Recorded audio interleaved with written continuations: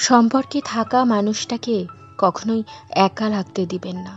সময় না থাকলেও অন্তত তাকে কিছুটা সময় দিন, যাতে সে একাকিত্ব বোধ না করে। কেউ থাকার পরেও তো অসহায় অনুভূতি আর হয় না। এই অনুভূতি একটা মানুষকে শুধু মানসিকভাবে ভেঙেই দেয় না, বরং মারাত্মক ডিপ্রেশনে ফেলে দেয়। পৃথিবীর কোনো মানুষই কারো কাছ থেকে জোর করে মনোযোগ, গুরুত্ব কিংবা সময় পেতে চায় না।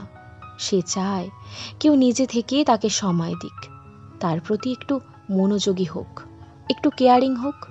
আগ্রহ হারিয়ে ফেললে তা সরাসরি বলে দিন। দিনের পর দিন এভাবে মাইন্ড গেম খেলে তাকে কষ্ট দেবার কোনো মানে নেই। ব্যস্ততার অজুহাতে যাকে দিনের পর দিন মানসিক যন্ত্রণা দিচ্ছেন, সেই মানুষটা কিন্তু কোনো অপরাধ করেনি।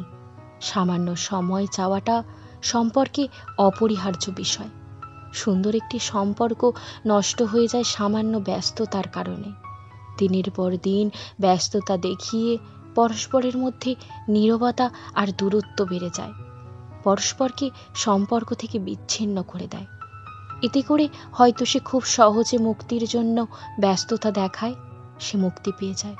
তবে দিনের পর দিন যে খানিকটা সময় চেয়ে চেয়ে মানসিকভাবে ভেঙে পড়তে থাকে, সে আর নিজের স্বাভাবিক করে তুলতে পারে না। ব্যস্ততা সম্পর্কে অভিশাপ স্বরূপ।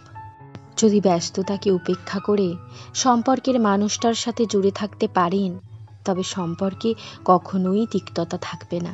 আর যদি সম্পর্কের চেয়ে ব্যস্ততাকে প্রাধান্য দেন, তবে সম্পর্কের মানুষটা নিজের ভালো থাকাটাই হারিয়ে ফেলবে।